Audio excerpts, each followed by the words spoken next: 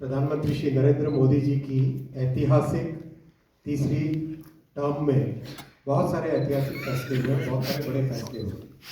जैसा कि आपने देखा है, अभी पहले 100 डेज वाला पीरियड चल रहा है। इस पहले 100 दिन वाले पीरियड में इंफ्रास्ट्रक्चर से रिलेटेड, चाहे रेलवे हो, पोर्ट्स हो, मेट्रो हो, एयरपोर्ट्स हो, इन सब से रिलेटेड बहुत बड़े बड़े फैसले हुए। करीब 1.5 लाख करोड़ के आसपास के प्रोजेक्ट सैंक्शन हुए। साथ ही साथ गरीबों को, वंचितों को वरीयता देने वाले फैसले किए गए, जिसमें 3 करोड़ घर बनाने का फैसला किया गया। अर्बन एरियाज में बहुत अच्छे हाउसिंग फैसिलिटीज़ के फैसले हुए। साथ ही साथ संविधान से संबंधित बहुत बड़ा रिजर्वेशन के मुद्दे पे भी कैबिनेट ने फैसले किए। अब इसी क्रम में आज 3 बहुत महत्वपूर्ण मुद्दे आपके सामने रखेंगे, जो आज प्रधानमंत्री श्री नरेंद्र मोदी जी की अध्यक्षता में भारत सरकार की कैबिनेट ने, यूनियन कैबिनेट ने आज 3 बड़े फैसले लिए। सबसे बड़ा फैसला है आज का, सबसे पहला फैसला है बायो E3। सब जानते हैं कि जैसे इंडस्ट्रियल रेवोल्यूशन था, IT रेवोल्यूशन था, वैसे ही आगे आने वाले समय में बायो रेवोल्यूशन होगा। बायो टेक्नोलॉजी, बायो साइंसेस से रिलेटेड जितने फील्ड्स हैं, उसमें आने वाले समय में बहुत बड़ी इकोनॉमी बनने वाली है और बहुत बड़ा उससे रोजगार भी पैदा होगा। इसके लिए एक बहुत इम्पोर्टेंट था कि एक अच्छा पॉलिसी फ्रेमवर्क बने। तो ये पॉलिसी फ्रेमवर्क आज कैबिनेट ने अप्रूव किया है, bio E3, bio technology for economy, environment and employment. इस पॉलिसी के 6 बड़े पिलर्स हैं। 6 पिलर्स हैं। पहला पिलर है biochemicals, bio enzymes, bio polymers. बहुत सारी चीज़ों में आज हम नॉर्मल केमिकल्स, नॉर्मल एंजाइम्स जो कि केमिकल ड्रिवन है, वो यूज़ करते हैं। आज टेक्नोलॉजी इस तरह से डेवलप हो रही है कि हम कई तरह के बायोकेमिकल्स, बायो एंजाइम्स और बायो पॉलीमर्स डेवलप कर सकते हैं, जिसका डे टू डे कई सारी चीज़ों में उसका उपयोग, इसके इंडस्ट्रियल एप्लीकेशंस होंगे, कंज्यूमर एप्लीकेशंस होंगे, साइंटिफिक एप्लीकेशंस होंगे। सेकेंड पिलर रहेगा जो हमारी डे टू डे नीड्स हैं। हम सब जानते हैं कि भारत की जनसंख्या 140 करोड़ की इस बड़ी जनसंख्या के लिए फूड एक बहुत बड़ा मुद्दा हमेशा रहेगा। तो किस तरह से bio proteins, smart proteins, functional foods, एक पूरी नई फील्ड तैयार हो रही है। इस फील्ड में कैसे बायोटेक्नोलॉजी का, बायो साइंसेस का उपयोग करके हमारे लैंड रिसोर्सेज पे दबाव कम पड़े, लैंड से बेस्ड जो प्रोडक्शन है उसको कॉम्प्लीमेंट कर सके हम स्मार्ट प्रोटीन्स, स्मार्ट फूड्स। तीसरा बड़ा पिलर है प्रिसीजन बायोथेरापेटिक्स। हम सब जानते हैं कि मेडिसिन में जो रेवोल्यूशन हुए पिछले 100 वर्षों में, अब उसका एक कहीं ना कहीं लिमिट सा क्रॉस आ रहा है। उसको आगे ले जाने के लिए और बेटर करने के लिए बायोटेक्नोलॉजी में सिग्निफिकेंट नए ब्रेक थ्रूज आ रहे हैं। उन ब्रेक थ्रू में कुछ breakthrough, important breakthrough है जो कि एकदम टारगेटेड किसी पर्टिकुलर डिजीज को अगर हमें ट्रीटमेंट करना है तो वो बायोटेक्नोलॉजी के थ्रू हो सकता है। जैसे एग्जाम्पल के तौर पे gene therapy for sickle cell anaemia, cancer के लिए भी, कई तरह के डिजीज के लिए इस तरह से टारगेटेड अप्रोच की जा सकती है। तो ये तीसरा बड़ा पिलर है। चौथा पिलर है जो कि हमारे एग्रीकल्चर, अन्नदाताओं के से संबंधित है और बहुत सारा इसमें भारत का पुराना ट्रेडिशन भी है। उस ट्रेडिशन को एक मॉडर्न साइंस के अगर आईने में देखें तो कैसे उसको लेके हम एक मॉडर्न मेथड से बायो फर्टिलाइजर्स, बायो पेस्टिसाइड्स, जिससे कि एग्रीकल्चर रेजिलिएंट भी हो और हमारे डे टू डे फूड में हमारे केमिकल्स की मात्रा कम हो, एक नेचुरल वे में फार्मिंग आगे जा सके। पांचवा पिलर है बायोफ्यूल्स और बायोकेमिकल्स यूजिंग कैप्चर्ड CO2। बहुत इंपॉर्टेंट है। कैप्चर्ड CO2 आज पावर प्लांट्स हो, कई क्षेत्रों में जो CO2 का एमिशन होता है उसको कैप्चर करके अगर बायोफ्यूल्स और बायोकेमिकल्स बने तो वो एक बहुत बड़ी सर्कुलर इकोनॉमी क्रिएट होगी। इसको ध्यान में रखते हुए इस 5वें पिलर को रखा गया है। और 6th पिलर है marine and space applications. Marine environment में बहुत सारे पूरा एक बायोम है, यानी बायोलॉजिकल यूनिवर्स, उसको यूज करके कैसे हम अलग नए प्रोडक्ट्स बना सकते हैं। तो ये ओवरऑल बायो साइंसेस, बायोटेक्नोलॉजी से रिलेटेड देश को आगे ले जाने के लिए एक बहुत बड़ी फाउंडेशनल पहल आज की गई है बायो पॉलिसी से रिलेटेड, जिसका नाम रखा गया है bio E3, biotech for economy, environment and employment. This was the first decision that I am presenting to you. Second decision है विज्ञान धारा स्कीम। साइंस एंड टेक्नोलॉजी में प्रधानमंत्री श्री नरेंद्र मोदी जी का हमेशा से बहुत विश्वास रहा है, इसीलिए साइंस एंड टेक्नोलॉजी पे बहुत बड़ा फोकस एक रख के आज एक बहुत ही कॉम्प्रिहेंसिव स्कीम का अप्रूवल हुआ है, विज्ञान धारा, जिसमें 5 बड़े पिलर्स हैं। इन 5 पिलर्स को हमारे स्टूडेंट्स के लिए, रिसर्चर्स के लिए, साइंटिस्ट कम्युनिटी के लिए, लेबोरेटरी में इम्प्रूवमेंट करने के लिए, यूनिवर्सिटी सिस्टम में बेटरमेंट लाने के लिए, उन सब को ध्यान में रखते हुए 5 पिलर्स बनाए गए। पहला पिलर है 11th और 12th क्लास में इंटर्नशिप्स।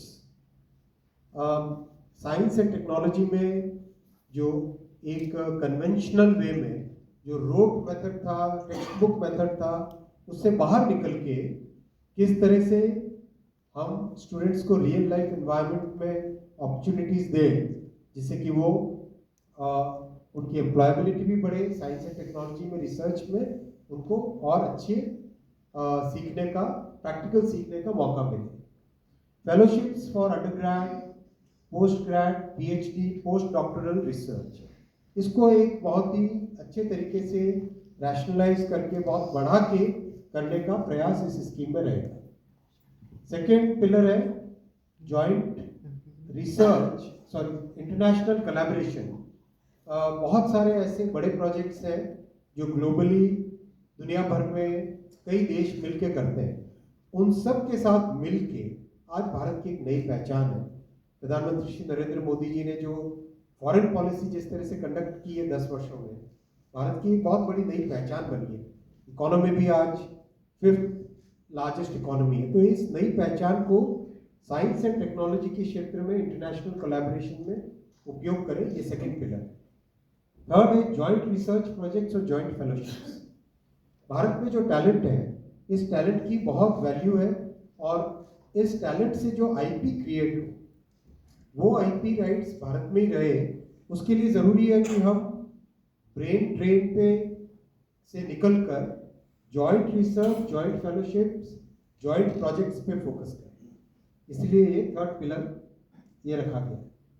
फोर्थ पिलर रखा गया कि जो हमारी सोसाइटी को अफेक्ट करने वाले मुद्दे हैं, resilience, climate change, nano technology, जो डे टू डे यूज में आने वाली चीज़ें हैं, उन सब पे फोकस करके नए प्रोजेक्ट्स लेना, जिससे कि सोसाइटी में एक बड़ा चेंज आ सके, बहुत बड़ा एक इम्प्रूवमेंट आ सके। 5वां है, बहुत सारी हमने कई एग्जाम्पल्स देखे होंगे पास्ट में, जिसमें रिसर्च हो जाती थी लेकिन उसका फाइनल प्रोडक्ट नहीं बनता। जब तक कोई प्रोडक्ट न बने या जब तक कोई सर्विस न बने, तब तक उस रिसर्च का इतना ज़्यादा महत्व नहीं रह जाता है सोसाइटी के लिए। इसलिए ज़रूरी था कि हम रिसर्च को आगे ले जाएं, जिसमें वो प्रोडक्ट की तरह उपयोग में आ सके, सर्विसेज की तरह उपयोग में आ सके। इन 5 पिलर्स को लेके आज कैबिनेट ने प्रधानमंत्री श्री नरेंद्र मोदी जी की अध्यक्षता में विज्ञान धारा स्कीम 10,579 करोड़ रुपीस की स्कीम अप्रूव की। ये विषय आपके सामने रखना था। तीसरा विषय साथियों, unified pension scheme. Unified pension scheme UPS। आप सब जानते हैं साथियों कि सरकारी कर्मचारी देश भर में सामान्य नागरिकों की सेवा करते हैं, चाहे शिक्षक हो, स्वास्थ्य डॉक्टर्स हो, नर्सिस हो, सफाई कर्मचारी हो, पुलिस हो, रेलवे के कर्मचारी हो, डाक सेवा के कर्मचारी हो, कृषि वगैरह में हर एक फील्ड में सरकारी कर्मचारी देश भर में सेवा करते हैं और उस सेवा से समाज की एक व्यवस्था चलती है। और सदियों से सरकारी कर्मचारियों का बहुत एक महत्वपूर्ण किसी भी सोसाइटी में स्थान रहा है, चाहे पास्ट देखें, आज देखें, चाहे डेवलप्ड कंट्रीज देखें, डेवलपिंग कंट्रीज देखें, सब जगह गवर्नमेंट एम्प्लॉयज़ का, गवर्नमेंट के पूरे स्ट्रक्चर की बहुत बड़ी वैल्यू रही है। सरकारी कर्मचारियों की सामाजिक सुरक्षा, सोशल सिक्योरिटी से रिलेटेड मैटर्स हमेशा से उठते आए और समय समय पे बहुत अच्छे निर्णय भी लिए गए। खासकर जो सेवानिवृत्ति यानी रिटायरमेंट या सुपर एन्युएशन जिसको कहते हैं टेक्निकली, सुपर एन्युएशन के बाद में पेंशन जो मिलती है वो सामाजिक सुरक्षा का बहुत बड़ा एक महत्वपूर्ण उसका पिलर है, उसका बहुत बड़ा एक महत्वपूर्ण भाग है। देश भर में सरकारी कर्मचारियों की तरफ से हमेशा मांग आती रही कि जो एनपीएस स्कीम है उसमें सुधार किए जाए। सुधार के लिए एक कमेटी बनाई थी माननीय प्रधानमंत्री श्री नरेंद्र मोदी जी ने अप्रैल 2023 में। डॉक्टर सोमनाथन साहब जो कि आपके सामने आज कैबिनेट सेक्रेटरी डेजिग्नेट के हिसाब से बैठे हैं, आप फाइनेंस सेक्रेटरी के हिसाब से इस कमेटी के चेयरमैन थे और इस कमेटी ने एक्सटेंसिव कंसल्टेशन किया, एक्सटेंसिव कंसल्टेशन। 100 से ज़्यादा एम्प्लॉयज यूनियंस एसोसिएशंस के साथ कमेटी ने डिस्कशंस किए, कई मीटिंग्स हुई, कई राज्यों के साथ, करीब करीब सारे ही राज्यों के साथ इस कमेटी ने इंटरेक्शन किए। उनके राज्यों के फाइनेंस सेक्रेटरीज, राज्यों की पॉलिटिकल लीडरशिप, सभी ने अपने अपने इनपुट दिए। राज्य सरकारों के जो एम्प्लॉयज की एसोसिएशंस थी उन सब ने इंपॉर्टेंस दी। तो जिस सीरियसनेस के साथ प्रधानमंत्री श्री नरेंद्र मोदी जी ने इस विषय को लिया, आप सब जानते हैं कि मोदी जी के काम करने की शैली में और विपक्ष में एक बहुत बड़ा डिफरेंस है। विपक्ष में केवल एक मुद्दा रख देना, केवल एक घोषणा कर देना, कुछ अनाउंसमेंट्स कर देना, वो उनकी शैली है।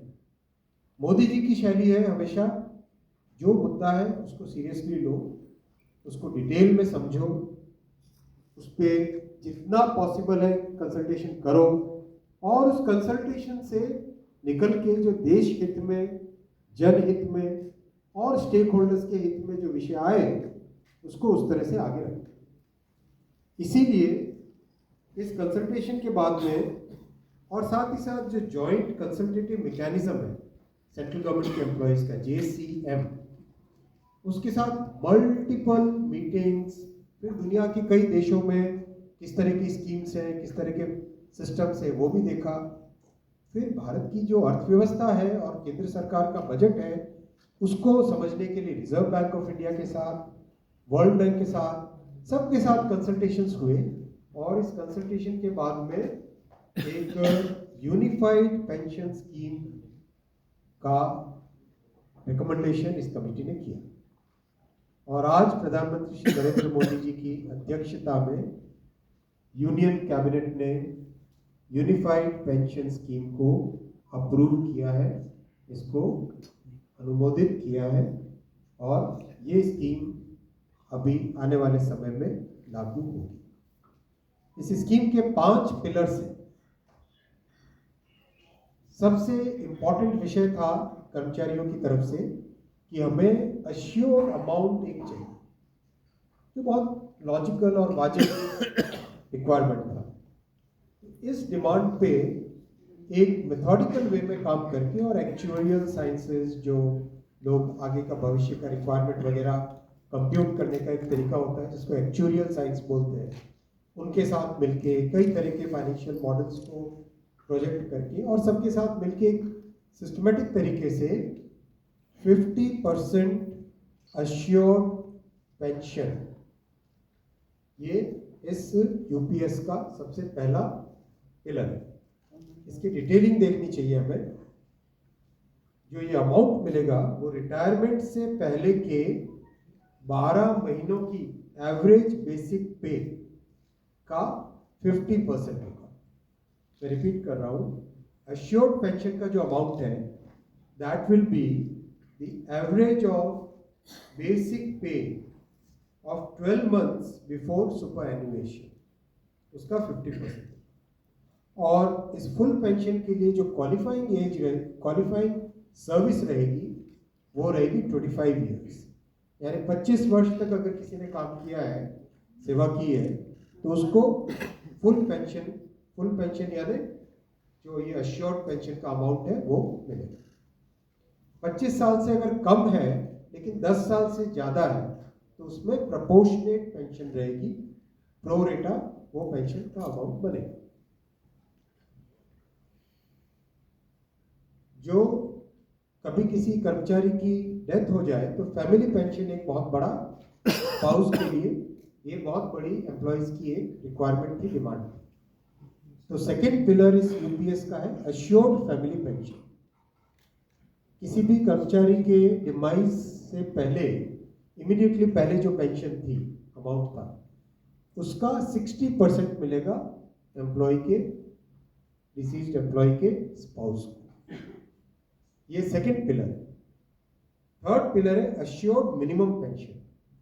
कई बार देखा कि सर्विस कम होती है और कंट्रीब्यूशन जितना हुआ है उससे एक सफिशिएंट अमाउंट नहीं मिल पाता था, और ये अपने आप में एक बड़ा विषय था केंद्र सरकार के कर्मचारियों का और एनपीएस में जुड़े सभी कर्मचारियों का।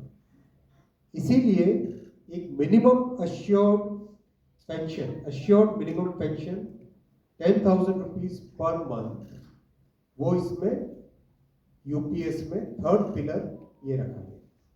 इसके साथ आगे वाले पॉइंट को जोड़ के करेंगे तो अगर डीएनएस रिलीफ यानी महंगाई से रिलेटेड रिलीफ जो मिलेगी तो वो आज की तारीख में होते होते करीब करीब 15,000 रुपये पर मंथ हो जाती है, which is a substantial relief part of this entire pension system.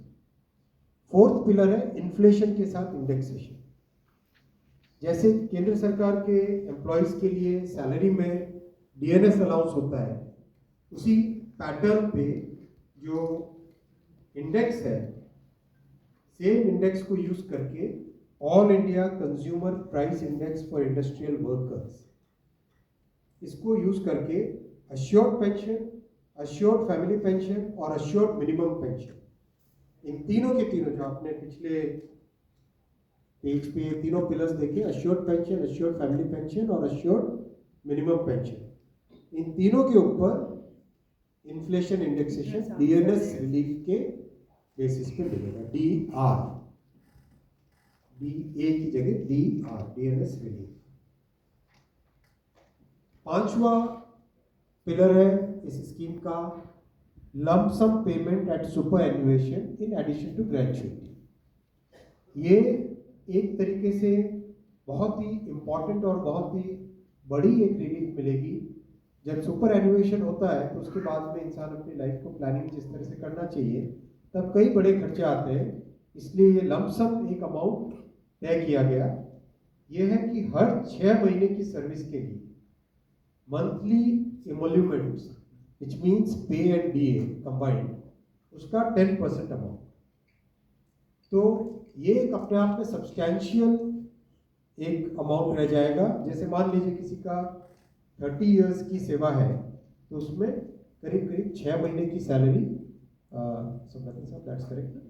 करीब करीब 6, तो उसको 6 महीने की इमोल्यूमेंट्स जो उसकी रहेगी पे प्लस डीए मिला के वो एक लमसम अमाउंट की तरह मिलेगी।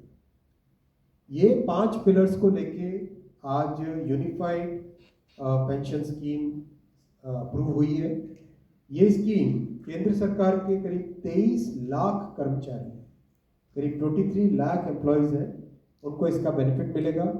ऑप्शन रहेगा, कोई अगर एनपीएस में रहना चाहे तो एनपीएस में रह सकता है, यूपीएस में ऑप्ट करना चाहे which is naturally a very attractive scheme, तो उसमें ऑप्ट कर सकता है।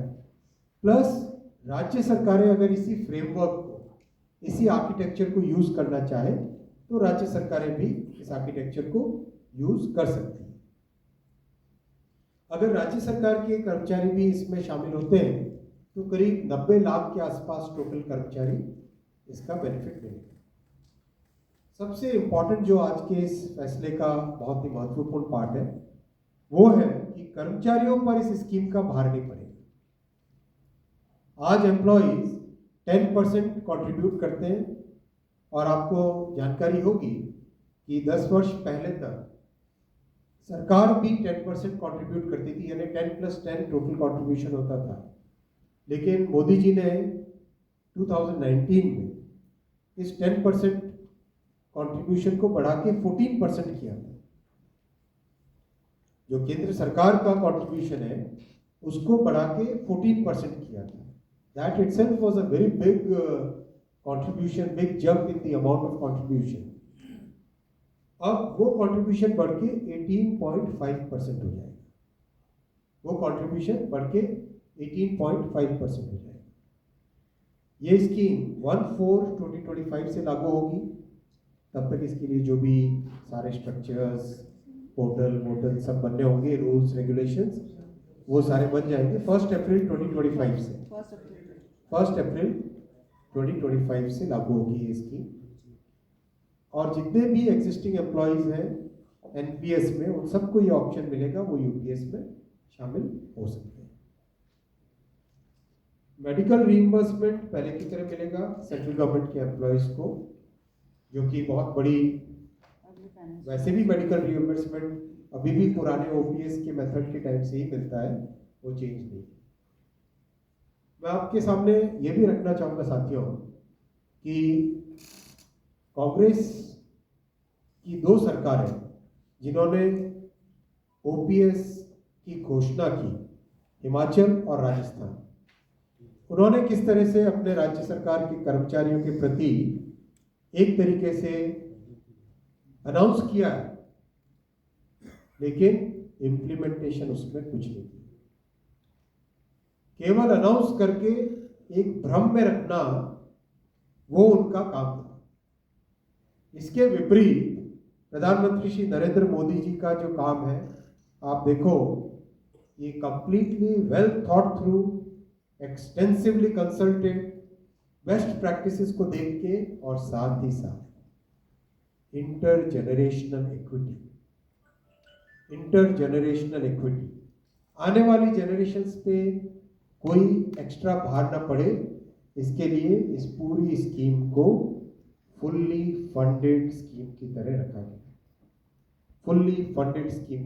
गया। जो आज हमारा इसमें रिक्वायरमेंट रहेगा वो आज ही उसको फंड किया जाएगा, न कि हिमाचल और राजस्थान में कांग्रेस गवर्नमेंट्स की तरह आज अनाउंस कर दो, बाद में भविष्य में क्या होगा उसकी कांग्रेस ने कभी चिंता नहीं की। बहुत इंपॉर्टेंट है साथियों कि केंद्र सरकार और सरकारी कर्मचारियों के जो बहुत बड़े हिमायती बनते हैं, वैसी पॉलिटिकल पार्टियों का भी अगर हम इतिहास देखें तो वहां पर भी बहुत स्पष्ट तौर पे दिखाई देगा कि जैसे त्रिपुरा में कई वर्षों तक कम्युनिस्ट गवर्नमेंट रही, उन्होंने कभी भी ढंग से टाइम पे कमीशन नहीं रखा। केरला में जब केंद्र सरकार ने 10% से 14% बढ़ाया गवर्नमेंट का कंट्रीब्यूशन, तब केरला की सरकार ने उसको नहीं बढ़ाया। तो जन जन के हित की ध्यान रखना, एम्प्लॉयज के हित की ध्यान रखना, ये भावना और इस तरह की कार्यशैली केवल एनडीए सरकार की है। और प्रधानमंत्री श्री नरेंद्र मोदी जी ने आज अपने इस महत्वपूर्ण फैसले से एक बार फिर आपके सामने इसी डिटर्मिनेशन को, इसी भावना को आपके सामने रखा।